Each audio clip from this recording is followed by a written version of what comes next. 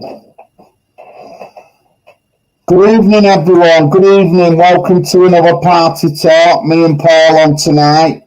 I just want to say thank you to Paul from Hull for joining the party and making a donation. Thank you very much, mate. I'll be ringing you up soon and we'll have a chat. Obviously, if you want to make a donation, you can see the PayPal link at the bottom there and our admin email. And anything else, there's my email on the list, Northwest and London, Patrick.mcginnis' email and my phone number's up there. I just want to start off with that. Thank you everyone for tuning in. Yes, Craig. And let me just say, our party position is we're not officially supporting any side between Israel and Palestine. The unfortunate thing is we would not have had this trouble if it weren't for immigration, if I say it bluntly. And why we're doing this stream is for years now, this is going to be an issue because we've allowed all these people in and our PC government allow Palestinian supporters going on the street saying terrorist slogans and stuff like that. Then and the fact is, if you were a white person, you said something against the Jews, you'd be national news and you'd soon get cancelled. But some people don't get cancelled. Some people are in protected classes, if you ask me. So these struggles that we're doing with this Israel and Palestine thing is not going to go away, ladies and gentlemen, because we've opened our doors to immigration and we've let all these people in.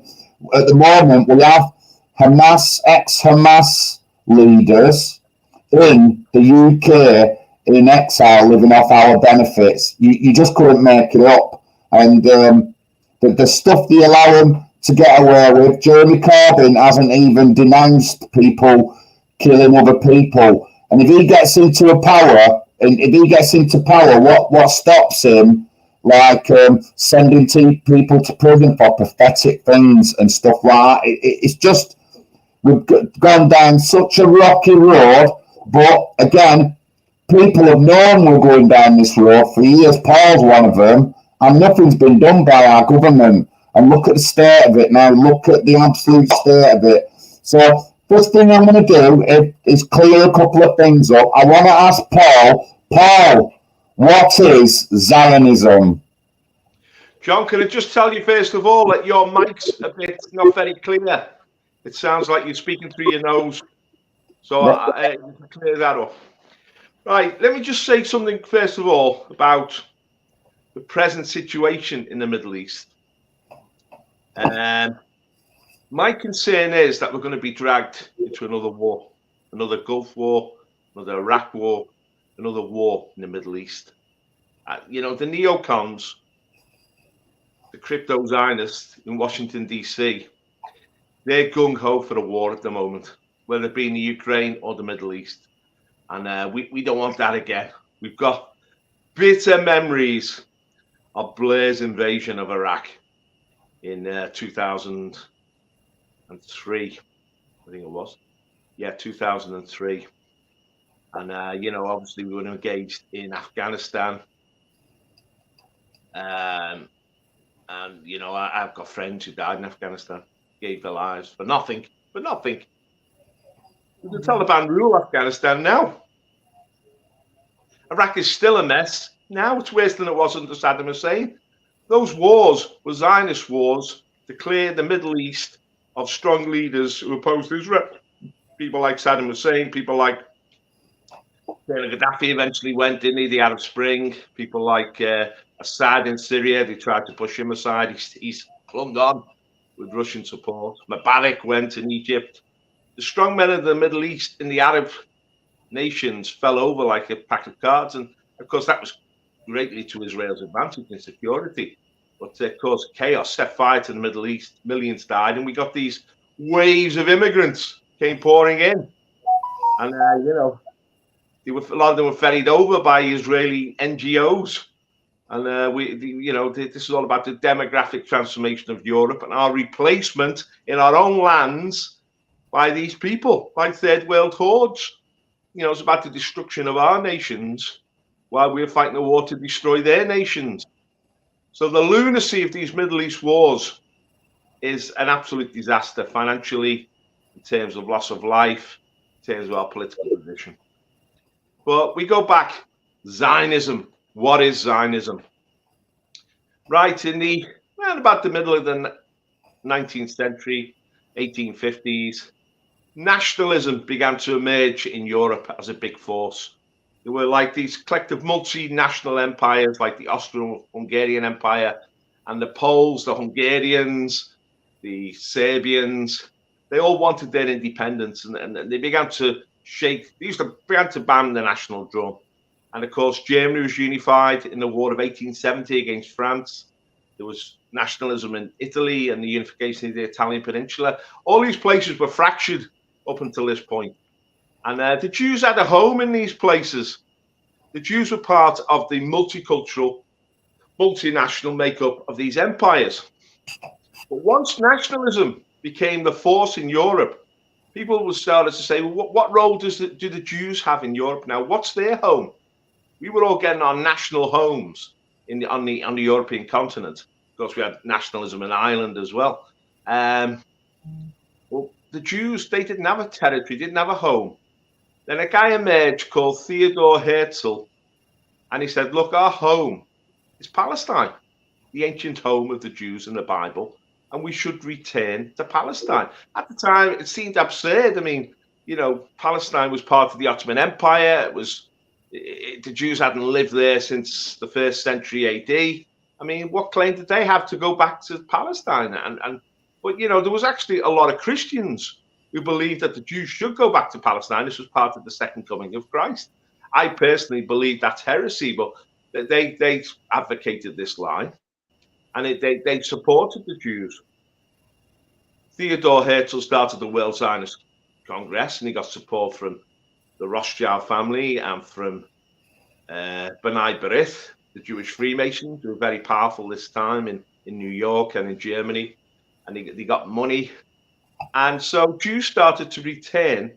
Well, they said return, but I mean, whether they'd ever been there. I mean, of course, the Jews had been away from Palestine for nearly 2,000 years. And the Jews that were returning are called Ashkenazi Jews, European Jews, which a lot of people think they come from the Khazars in Russia, and they're not actually genetically related to the Jews, or the ancient Jews of the Bible. And a lot of the Jews themselves, the Sephardic Jews, questioned the Ashkenazi and said, "You're not real Jews. You're Europeans. You've got European blood in you. You've got pale skin." I mean, a lot of them did have black hair and long noses and, darker skin, but many of them were pale. Many of them had fair hair. Many of them had bright, clear eyes. And you didn't come from Palestine, so you've got no right to return there. But they made this claim that God had given them this land forever, and they had the right to go and take it back. Now, Herzl coined this. A phrase was coined, which basically said, "A people with no land, the Jews, are going to return to a land with no people, Palestine." And they promoted this idea that Palestine was an empty place. It was desert, the Negev desert. It was sparsely populated, but that wasn't true. There were already 500,000 Arabs living in Palestine, in cities like Jaffa and Jerusalem, and some of the biblical places like Nazareth. These were all thriving Arab towns. There was a Jewish quarter in Jerusalem, and the Jews had maintained a presence in the Palestine for the last 2,000 years, but a tiny presence. Out of the 500,000 people in Palestine, maybe 5,000 were Jews, and most of them lived in Jerusalem. They weren't in the countryside. I mean, I went to Israel and worked on a kibbutz in 1982, and I went around the West Bank, and you get these beautiful ancient Arab villages, which look like the part of the landscape. And the kids are there, they're looking after goats, they were riding on donkeys. It was a biblical scene. It was obviously these people have been there for thousands of years. And then you get these Zionist settlements in the West Bank, which were surrounded by barbed wire with floodlights. And you think this is a blot on the landscape. You were obviously intruders into this narrative of Arab history. But obviously they felt that they had a right to this land, a divine right. You know, is rooted in eternity and not in history. But of course, what was going to happen to the Arabs? So basically, the Turks were in control of Palestine before the First World War, and they controlled Jewish immigration, kept it down to a minimum. The Jews found ways to get around that by saying it was commercial development and so on. But after the start of the First World War, maybe 20,000 Jews had made it back to Palestine. It was still, the Jews of Europe were doing well. They didn't particularly want to go to Palestine, and it didn't seem a very attractive proposition. Then comes the First World War. Now, the Jews initially backed Germany in the First World War. The Kaiser had promised them some sort of settlement in Palestine. Germany was allied to Turkey, and Germany could like pull rank on Turkey and say, let some Jews in. But it didn't work out because the Turks were stubborn. And in 1917, it looked like Germany was going to win the First World War. Russia had collapsed. The French were mutinying. The Italians had pulled out. It was basically the British against the Germans. And we were bankrupt. We'd spent all our money and we'd lost enough lives. People didn't want to go and fight in the First World War anymore.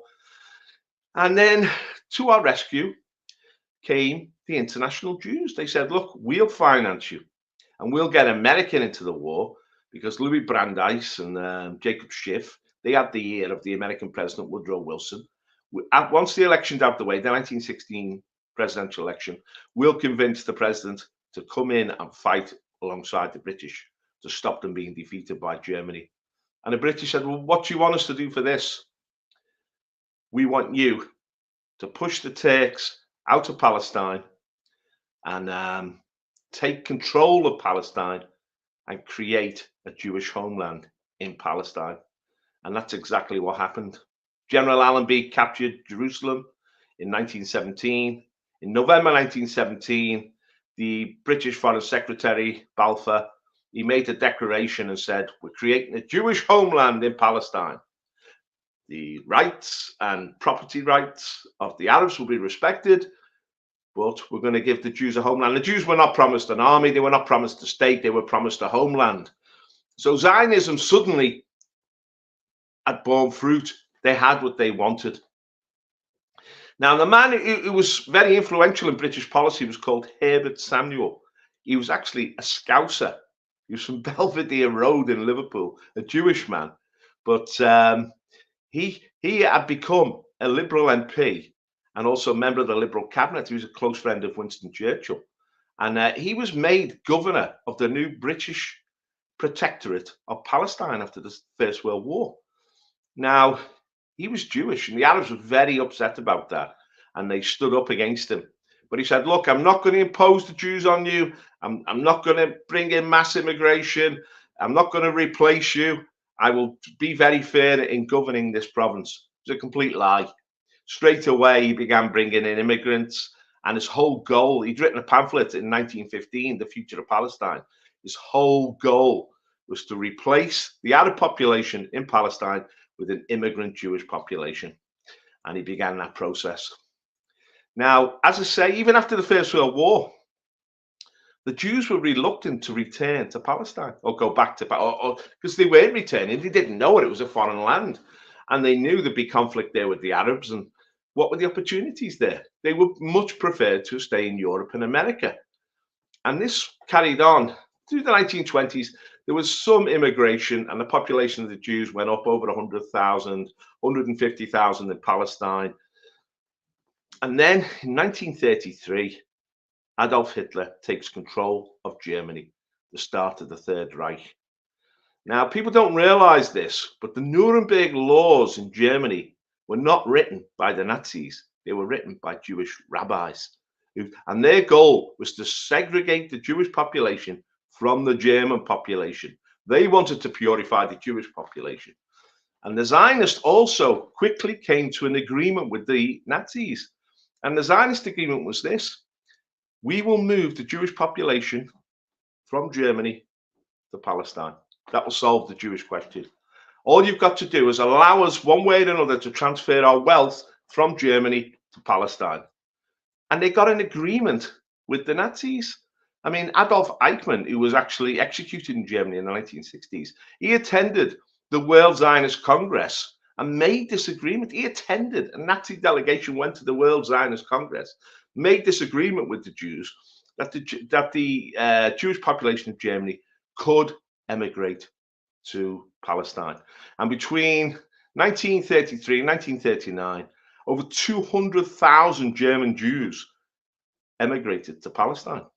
And this created a massive reaction from the Arabs, because they realized they were going to be replaced, and a lot quicker than they thought. So there was an Arab rebellion, there was a war. The British suppressed that. The German Jews arrived. The position in Palestine was transformed. Obviously, these were very talented people who arrived from Germany. They were very well educated and began to dominate Palestine. Now, people in the Nazi hierarchy said we shouldn't allow this to happen, because this will give the Jews a base, once they've created the state in Palestine, to dominate the world. This will give the Jews the base to impose Zionist hegemony on the whole world. We shouldn't allow this to happen. We're giving the Jews a free hand here. Well, Hitler insisted that they carry on. He said, we've got to take advantage of this opportunity.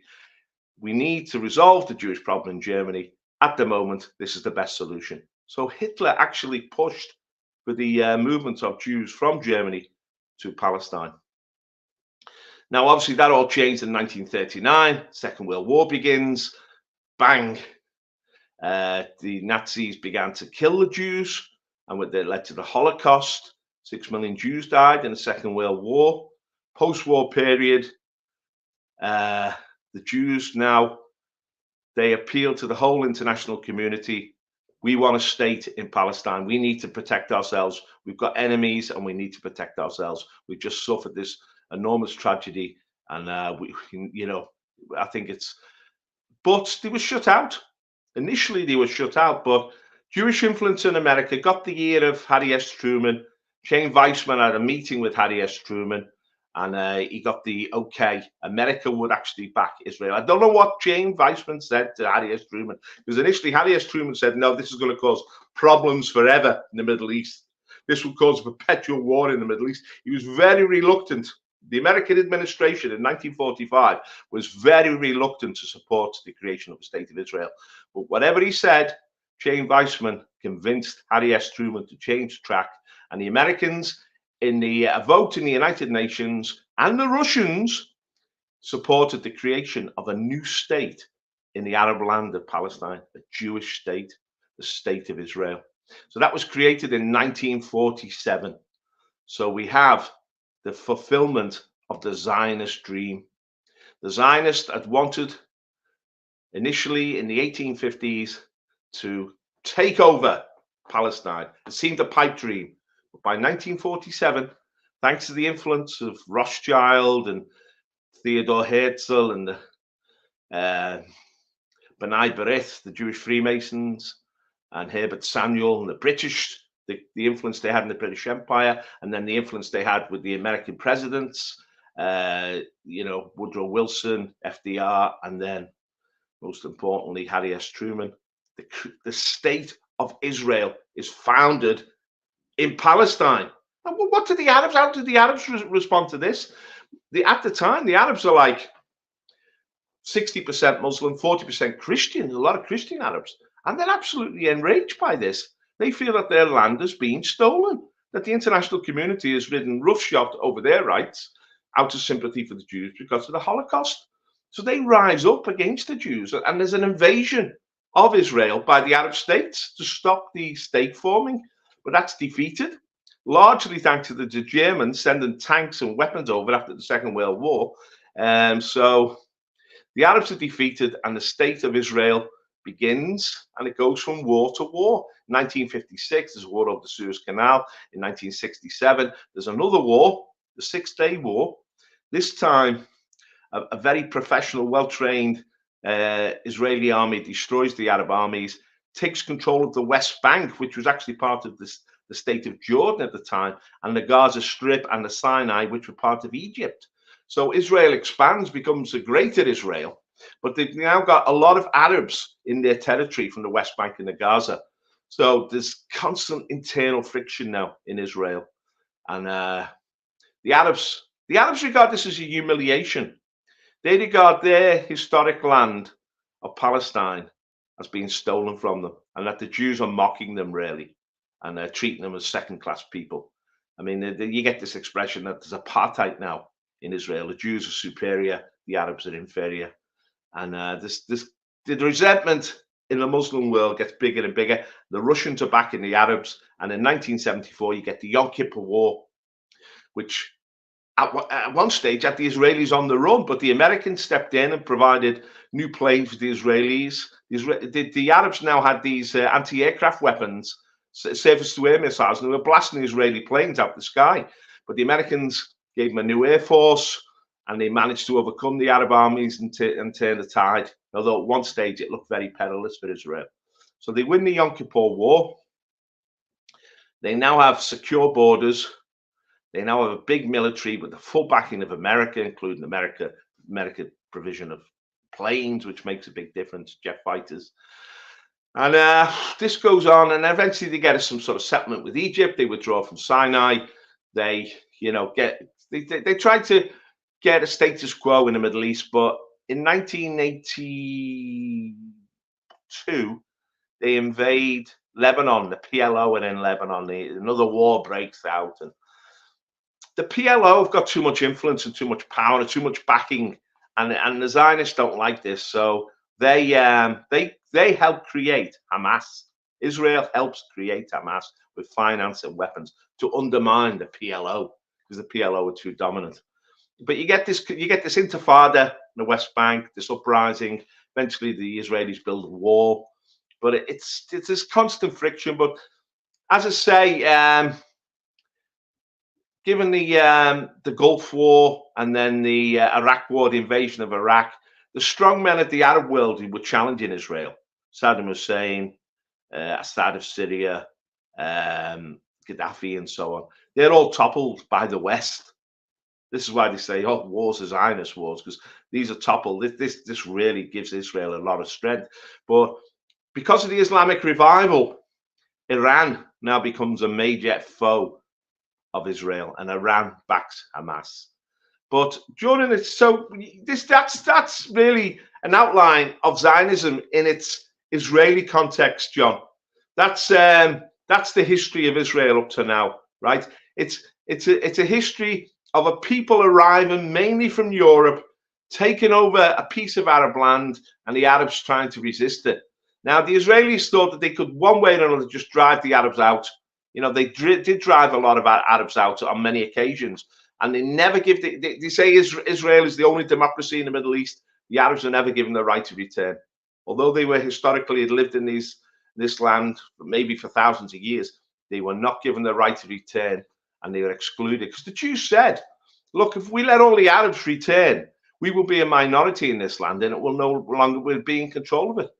But you see, this is the thing about immigration. They had used immigration to make themselves the majority, and they realized that immigration would make the Arabs the majority again. So it's very strictly controlled immigration into Israel. They call it Aliyah, the Jews going to stay in Israel. All Jews can go and live in Israel, but non-Jews can't. So this is the history of Israel. So it's a history of conflict. It's a history of resentment. It's a history which is still inflammable. This is what we saw. Now, I was shocked when this happened the other day in Gaza, when these Hamas burst out. I was shocked for one reason. I know Israeli intelligence. I know Mossad. Just as I was shocked with 9/11. That was not an intelligent failure. They knew that was going to happen, and they decided to let it happen. Same with 9/11. The American intelligence agencies, Mossad, knew exactly what was going to happen, and they let it happen. The question is, why did they let it happen? Why did they need an atrocity?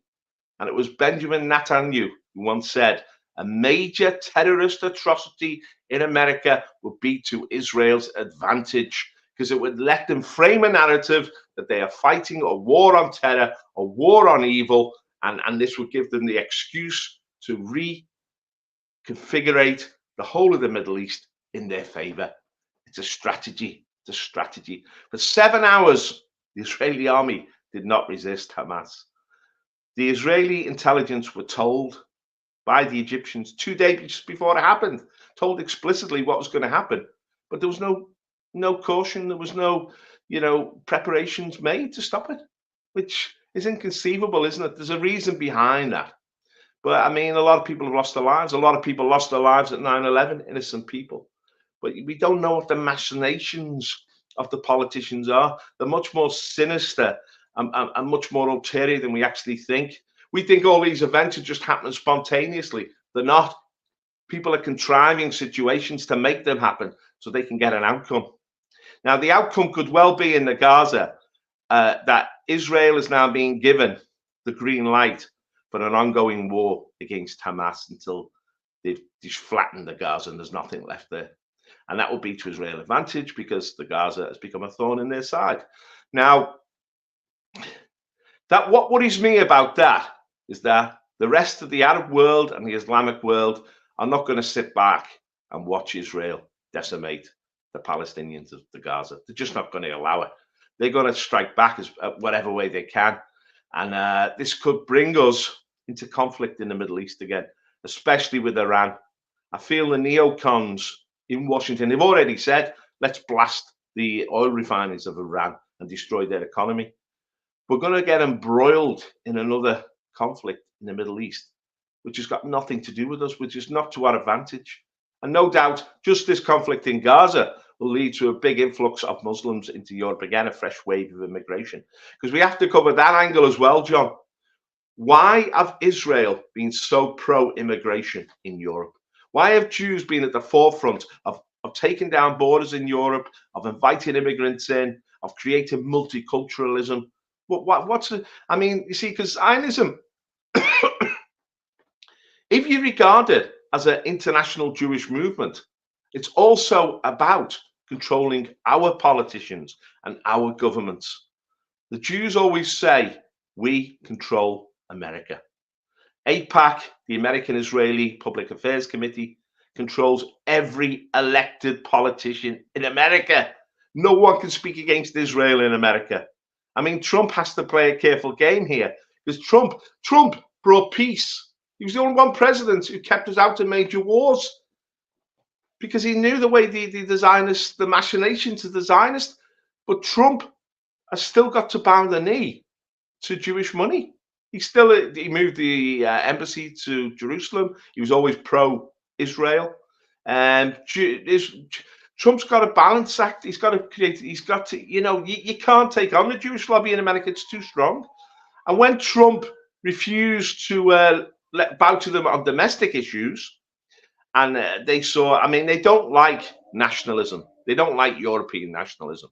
So when they saw the MAGA movement really rocking America, the Zionists in New York, the Zionist mafia, they stood strong against the MAGA army. They promoted all its enemies and its opponents. And ultimately, I believe in 2020, they financed and organized the steal of the presidential election. The Zuckerbergs of this world, the Bloombergs, the Sergey Grins, the Soroses, they manipulated the American situation so that Biden, their choice, a Zionist puppet, will be put in power in Washington, D.C. to do as they dictate. Because these people who now run America, Blinken, Janet Yellen, Chuck Schumer and Adam Schiff and the rest of them, they're all Jews, they're all Zionists. I mean, you can see most of Biden's cabinet are Israelis. They've got Israeli passports. So, what's going on? They're undermining democracy in the West so that their will is done in the West, that we have to follow their line. Why are we so engaged in Israel? It's a foreign affair. It's not our affair. Why are our streets now echoing to the sounds of Palestine, seeing strife in our streets, seeing European citizens targeted now? Because our governments are in bed with the Israeli government. They're taking their orders from the likes of Larry Fink and the Zionists. And, there's something wrong here because we, the people of Europe, don't want to get engaged in these Middle Eastern wars. You see, they won't be able to mobilize, I don't believe, no matter what narrative they push now, no matter what emotions they build up in the people, like somehow we're obliged to go and fight in the Middle East. I don't believe the people, and you can answer this yourself now, John, I don't believe the people of Europe are willing to go and fight in these wars again. We learned our lesson in Iran, in Afghanistan and Iraq, and there's no way we're going to go and spend our lives and our money fighting these wars for the rich men of the world. And so we've got to rise up and say, no, we don't want to get engaged in this. We want to be neutral. Let them sort it out amongst themselves. The Jews and the Muslims are going to have to come to an agreement.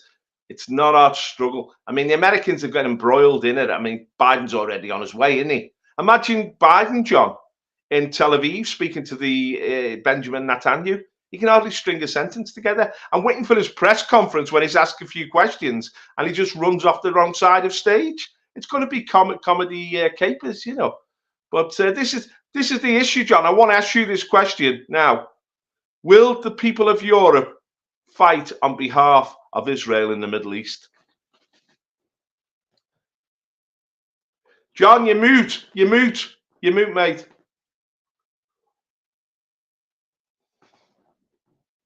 Can't hear you, John. You're mute. Can't hear you. Okay, well, I'll carry on talking then. I've given you a potted history there of Zionism and Israel. Now, we've got to look at the way. You all right, John? Did you come back to life there? I think so. Yeah, go on. How do I sound? Good now. You're okay now. Right. I just want to say in the chat, thank you everyone in the chat, and thank you Bobby Crush for being a bit light-hearted with the Gaza joke. That's good, that. But thank you very much. John's mic gain is insane. Sorry. I have to check. Carry on talking, Paul. Okay.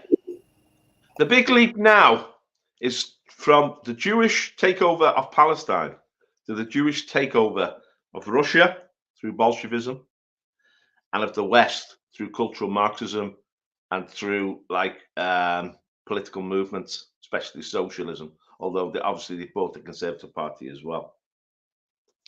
In the West, finance, money, corporations.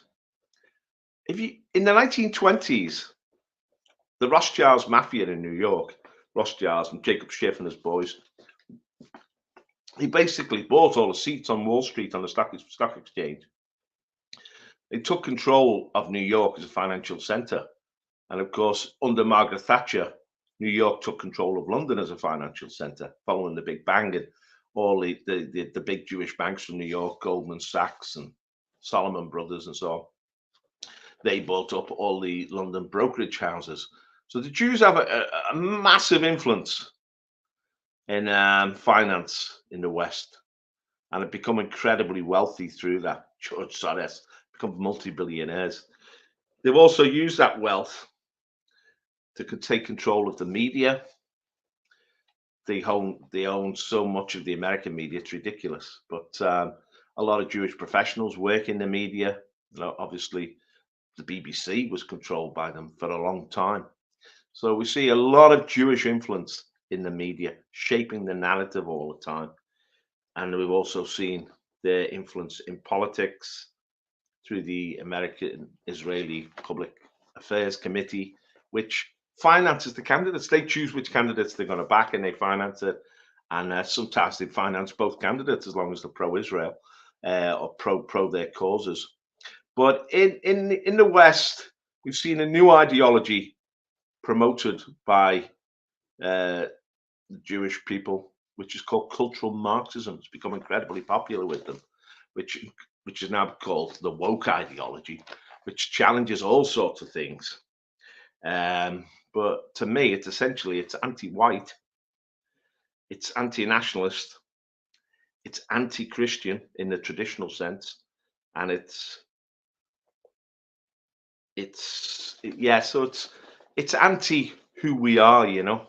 It's an attempt, a revolutionary movement to change our societies from homogeneous, traditional Christian white societies to multicultural societies, multi-faith societies, fractured societies, societies where different groups are in contention with each other, and the replacement that they engineered in Palestine is now being engineered in every European country. They're replacing the indigenous population with third world populations, especially Muslims, which is a risky game. But they believe that the Muslims will not be able to acquire supreme political power in the West, but instead will fracture the West and cause a lot of tension and conflict in the West and weaken us. You see, in a fractured society, the Jews can emerge as the ruling class. They will take control because they have this. What the Jews have managed to do is locate themselves in the locus of power, finance, politics, media, and so on. They control the important centers of power in the society, and they can shape every narrative. And we saw this in the scamdemic, where the sheeple went along with their narrative.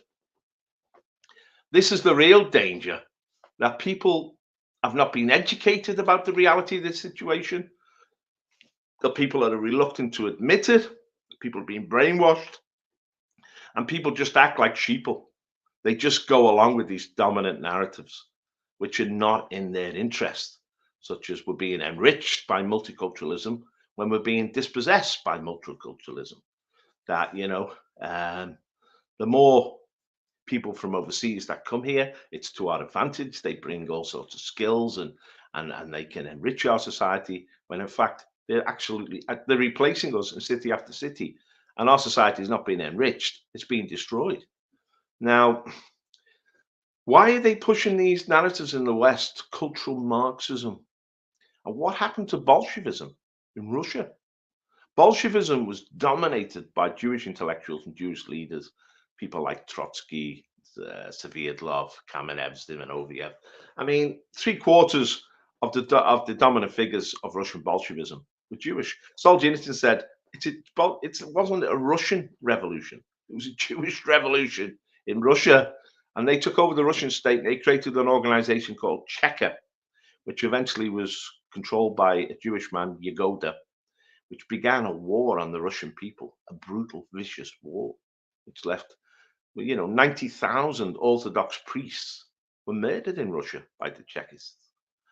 They declared war on the Christian faith in Russia. They enslaved the Russian people, sent them off to gulags.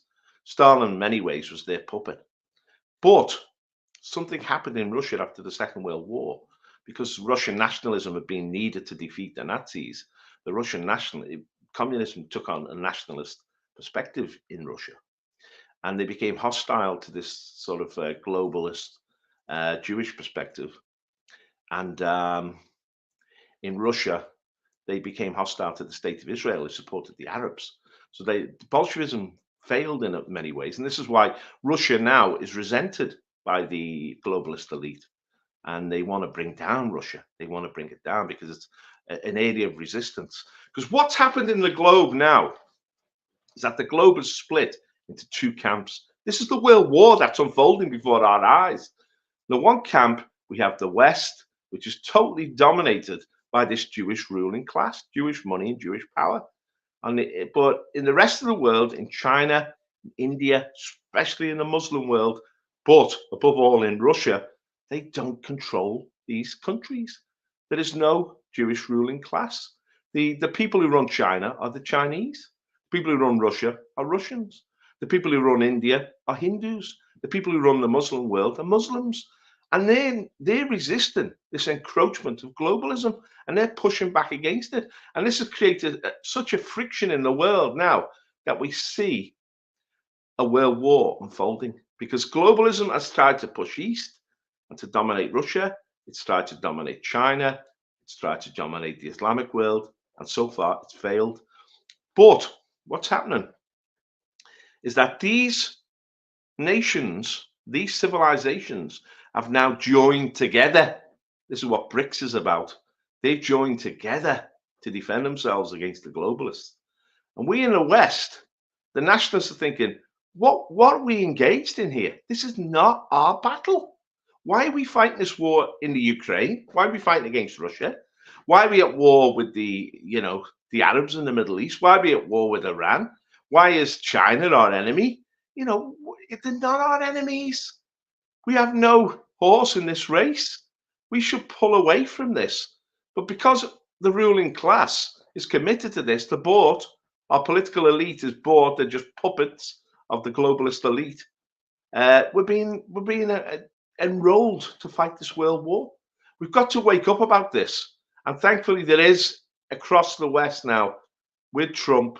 I mean, I was listening to Vivek Ramaswamy in the American presidential election. He sees right through all this nonsense.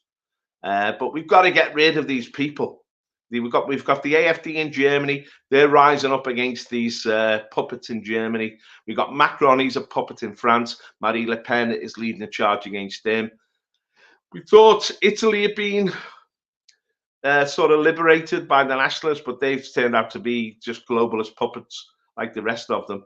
But we've got to throw off this narrative that somehow we are fighting for democracy and freedom against the tyrannies of the East. We're not fighting. There's no democracy in the West. If there's any democracy in the West, immigration would have stopped in the 1960s. We had certain people come over from the Commonwealth, and that would have been sufficient. We didn't need this mass ongoing influx of people from the Middle East, from the Indian subcontinent, and from sub-Saharan Africa. What do we gain from this? What do we gain from being replaced in our own cities? It's madness. There's a certain madness now has taken over the West, and this is what this globalist ruling elite always aspired to. That's why they promote transgenderism, abortion, divorce, homosexuality. They don't even want us to procreate and create the next generation. They're a danger to all of us. And we have to assert ourselves and say, we want our government to serve the British people and to serve our national interests. We don't want them to be puppets of a globalist elite who are fighting a war which has got nothing to do with us, who are enriching themselves, and our politicians are being bought off with this money at our expense. We have to re-establish some sort of national democracy, because if we don't, we will be destroyed. Because these people, we're nothing to them. They don't care about us. They don't care about our future. In fact, they'd be happy to destroy our nations, and they are doing this. And we're being blinded by this false narrative. And we've got a general election coming next year, and God help us as the Labour Party get in, because they're just the same as the Tories. They will just carry on down the slippery slope to hell. We need a new beginning in the West. I mean, Trump, I like Trump. I know Trump is compromised, but Trump, in his heart, is a patriot, and in his heart, he puts America first. And we need someone like that, someone who listens to the common people, someone who is tied in to his national traditions, not this whole globalist agenda, but his national traditions. Because the Jews wanted to create a nation in Israel, but they were never content with that. They wanted to dominate the whole world. This is Zionist hegemony of the West, and now they're leading the West in a war against the East. And a lot of this. Look, I mean, we won't fight this war. We will not fight this globalist war. So who are they using? The Slavonic peoples of Eastern Europe, Ukrainians. They'll fight this war to the last Ukrainian. It's all madness. It's all destructive. When Donald Trump was in power, we had peace and prosperity. Now, under Joe Biden, we have the economy which is moving into recession. We have widespread poverty because of inflation. And on top of that, we have war after war. It's building up. Hamas has fallen into a trap. I mean, the Palestinians are a frustrated people. They've been oppressed for a long time, and they lash out. If you go the last, 20 years, for every Israeli killed, there's 20 Palestinians killed. That's a regular thing. Now, I'm not supporting To go out and kill any innocent people, especially children, is wrong. Just as when we bombed Dresden, it was wrong. I believe it's wrong to murder innocent people. But this should not lead to global wars. This should not be used as an excuse for global wars. Israel has already exacted revenge for what happened. There's already been 3,000 people have died in the Gaza Strip. And this is the start of the conflict. They've been given a green light to destroy the Gaza Strip, to reduce it really to dust. And I don't want to see more kids being killed. I don't want to see more innocent people being killed. There needs to be political settlements. There needs to be a pulling back from all the emotion and all the aggression. I wonder why it was allowed to happen. Why was there such a failure in intelligence? And I don't believe it was. I think it was deliberate. And only in history you get answers to these questions. Now, after 9/11, I had suspicions straight away. And there was a whitewash of 9/11. But it's now coming out that the American intelligence agencies were actually involved in the plot. They knew these people. They knew what they were doing, and they didn't stop it. Because this is their modus operandi. They get involved with these terrorist organizations and they direct them and guide them along paths they want. But why didn't they stop it? Why did they let it go the whole way? Why were Israeli agents dancing in Brooklyn when the Twin Towers were brought down? Why did they feel that it was mission accomplished? Why were they arrested in a van, a furniture van, because it had explosives in the day before? There's a lot of questions about 9/11. There's a lot of questions about all these narratives, all these incidents, all what I call this atrocity porn, which has led to war after war, in which our youth, our boys have gone and fought and died. Our money has been blown. $3,000 million spent defeating Iraq and Afghanistan, and nothing's changed. Just money down the drain. I mean, you could give each Briton, 50 grand each for the money that they've wasted in these silly wars. They achieved nothing. We're not even defending our own borders. We don't even have a border. People can just come here and take whatever they want from our society. We're being invaded. Our welfare state's being invaded. Hotels are being used to house these invaders. There's a foreign army being built up on the streets of Europe. And if it lashes out, who's going to protect us? The military-age men by the thousands are being shipped into Europe. What are these people really planning? What's the real narrative in this situation? What's the truth? And it's only people like us, people with courage, people who are patriotic, people who genuinely care about their country, who are raising the red flag and saying, look, we want some answers.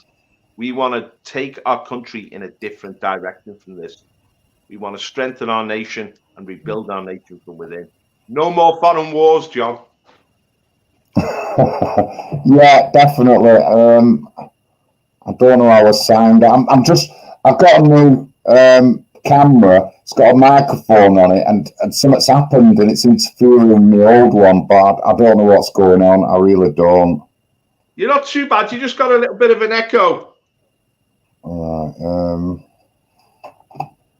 I shouldn't have. No, it's ridiculous. It is, Paul. What's going on? What is the end game? I think the end game is just get Europe into rioting and people on the streets and stuff like that. They can do that, then they can bring in the army into England. They can throw down lockdowns and curfews and stuff like that. It's just more control. And from that I can see them automatically bringing 15-minute cities in, all these kind of things that they've been trying to push. I can think, that would come in. As soon as the soldiers were on the streets and that, we really need to stop immigration. Besides the Palestinians, we've got 4 million Yemens who are displaced, and the first place they're going to want to come is here. And it's just going to cause havoc. If the Labour Party get in power, there'll be more Palestinian protests and stuff like that, and I can just see terrorism. and then obviously the army being brought in and stuff like that. Well, I think you've got a point there, John, because these people, the likes of Keir Starmer, they've already given a complete green light to Israel to do what they want. And the Muslims now, the multi-million in this country, in Germany, in France, throughout the Low Countries and Scandinavia, there are now huge Muslim populations, and they're going to rise up in rebellion if we support almost a genocidal war against the Arabs in Palestine. They will rise up, and they will. I mean, this is the problem. You use the word control. Who's got control here? It's not us, the people. We don't feel in control of this situation. They're not listening to us. There's no real debate anymore. There's no politics in Britain anymore. There's no real debate. It's just bluster and bluff.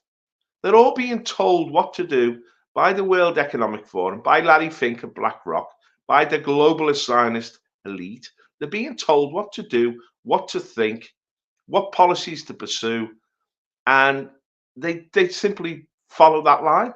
And if anybody causes a bit of friction, they get pushed out. Someone said there is no real opposition in Parliament. There's no real debate in Parliament anymore. They don't want the people's voice. They don't want any dissenting voices. They don't want anybody to challenge the dominant narrative. Now, there's one man, Andrew Bridgen, who did. And what happened to him? He was excluded and he was pushed to the margin. And apparently he's been physically attacked. But, you know, when he makes his speeches about what happened during the scamdemic or what is happening over any situation, they just walk out. He's blackballed, as they say. They will not allow dissenting voices. Everyone is carefully filtered through the selection processes, the Conservative, Labour, Liberal parties.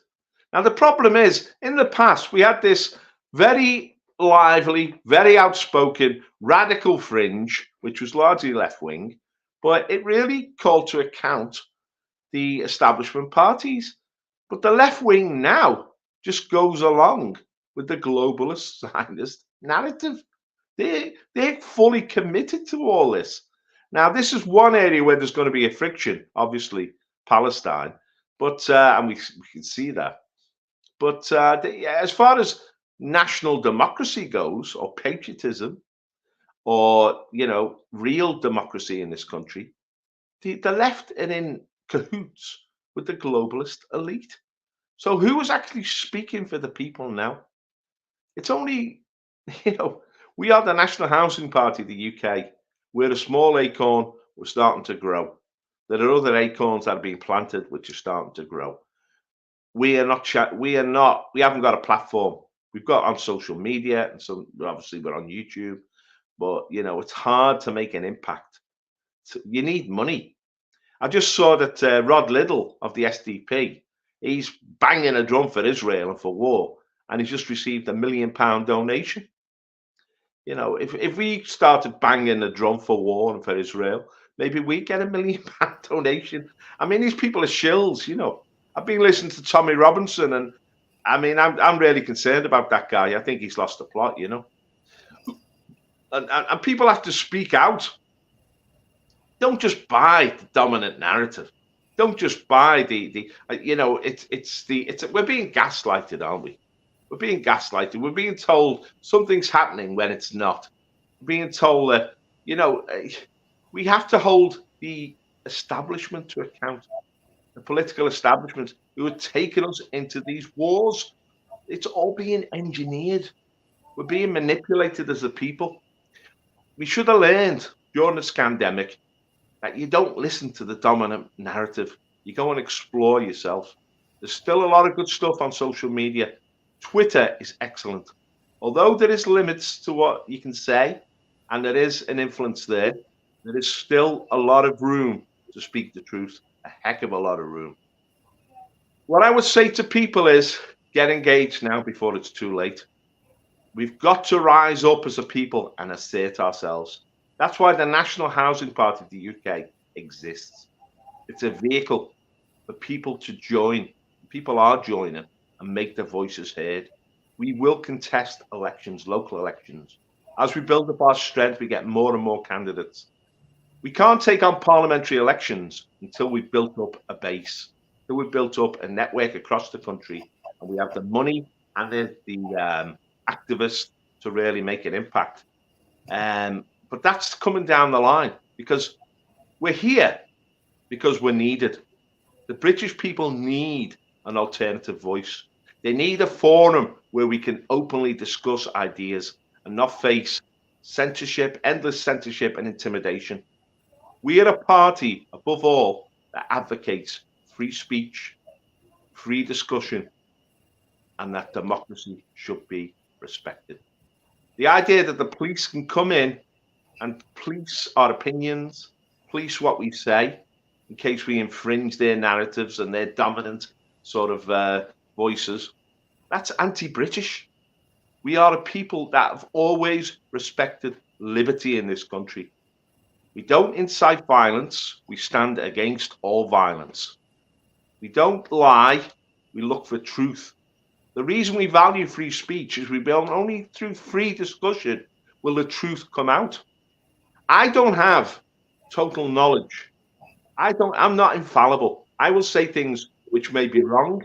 I will say things which need to be challenged. This is what free speech is about. We welcome different voices. We welcome debate. We welcome an exchange of ideas and opinions. This was the Britain I grew up in, a Britain which respected democracy. You could have Tony Benn on the left, you could have Enoch Powell on the right, and everyone in between. But we had a debate. And then suddenly they started to bring in laws to gag us, to shut us up.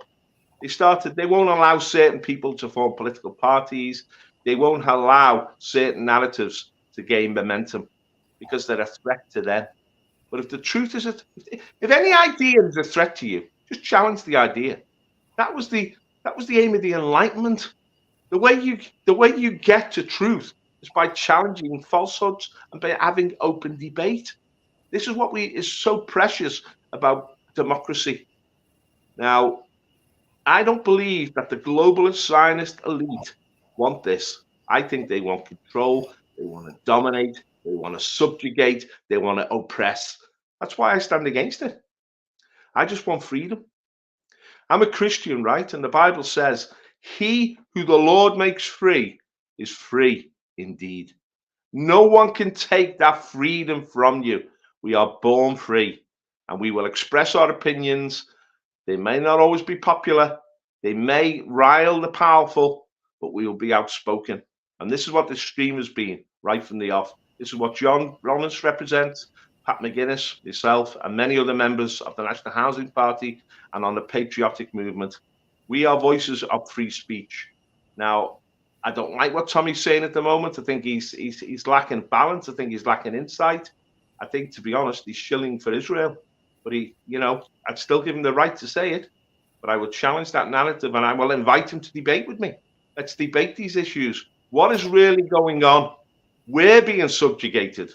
This is not about the protection of Israel, because Israel is more than capable of protecting itself. Israel could destroy Hamas tomorrow. They don't need to raise Gaza. They have the means to do it. This is about controlling us and manipulating us to do their dirty work. We've got to wake up this time. We're not going back into Afghanistan. We're not going to war with Iran. We're not going back into Iraq. We, the British people, have got to rise up. We've got to save our own nation. Okay, John? Thank you, Paul. I hope people can hear me better now. sorry for that. I've just had a disastrous input. I mean, a lot of the stuff Paul says, I can really relate. But remember, it's just come out now that immigration levels aren't going to go down anytime soon. They just said that on national, every newspaper said, and they're going to be at the same levels for at least 5 years. Whether they stop immigrants coming over on boats, I don't know. I don't know if they're going to do that. But we're in serious trouble, guys. And we're going to have hundreds of thousands of Palestinians coming here. And in them lot, there is a lot of people who are innocent, but there's loads of terrorists who are going to come in here, and no one's going to vet them or anything. So we can expect Palestinian terrorism on our streets very soon, as more than it's been before. Obviously, I mentioned Yemen, which is being attacked by Turkey now, which has not been on the news or anything, and there's 4 million people been displaced. What's stopping them coming here? What's stopping them coming here and claiming asylum? We're doomed. We are absolutely doomed if we let it carry on as it is now. That's why we need to join the nationalising part. We need to stand up in elections, break down the electoral control we have. And it is happening, guys. It is happening. Ranelagh, they're going to be running a member of parliament in Ranelagh now. So they're getting into elections where they wasn't going to do nothing before. But when they've seen how they've been treated by other MPs and councillors in the government, everyone's sick of it. Bedfordshire Council is dominated by independents, and they have an independent member of parliament. A lot of councils now across the country have independents in, and big areas like Oldham and stuff like that, I think there was 18 wards that had independents or hyper-local political parties standing. So, and this is a big difference. 10 years ago, it weren't like that. It was just Labour, Liberal, Lib Dems and Greens. That were it. But the percentage of people standing up, independent, small, hyper-local political parties, which we've got well over 300 now in the UK, and that has risen from under 50 10 years ago. Now there's 300 and odd. Honestly, there is change coming. We've got to keep pushing, keep leafleting, keep knocking, get people to stand up. Welsh government have banned GB News. It's good for them, because that's just going to bite them back on the arse. That will just bite them back on the arse. Although, obviously, GB News are shills and wannabes and opposed opposition, controlled opposition. But yeah, we've got to do something. Please, guys, support our party. Donation, joining the party, anything like that. Put the party link in.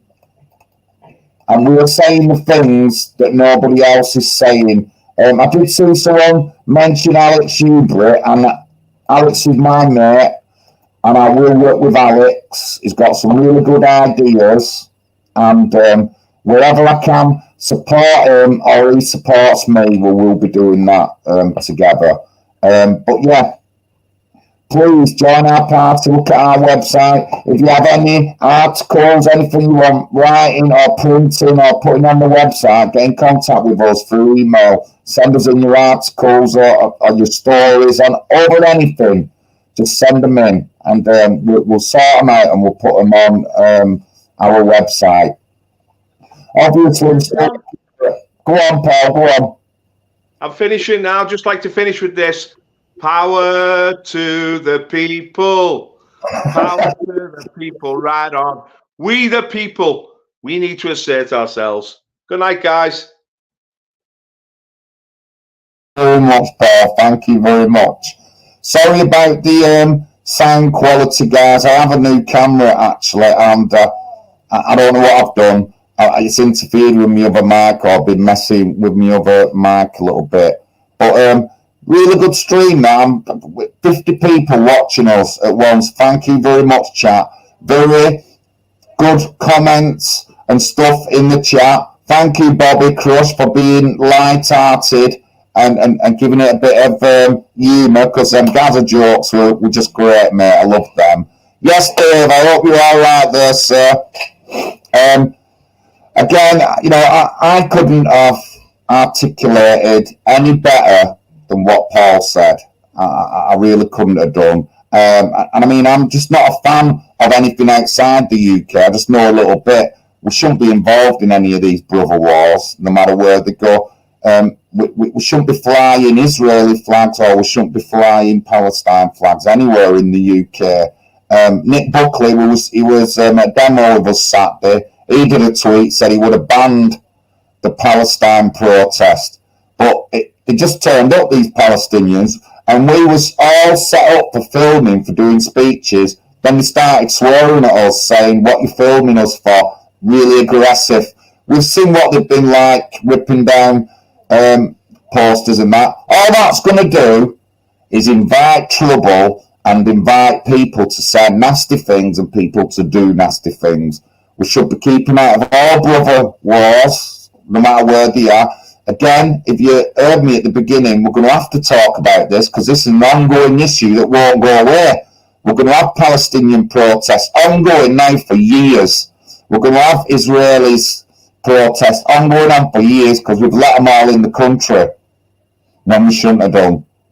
It's simple as we shouldn't have had any more immigration than what we did in the early Windrush days. We shouldn't have gone any more than that, but we've continued, we've let everybody in, we've let terrorist supporters and terrorist sympathisers, we've let people who were horrible, cruel people from other countries into our country.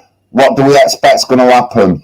What do we expect? But anyway, thank you very much, guys. Thank you for joining in and joining the chat. Again, a really good chat that.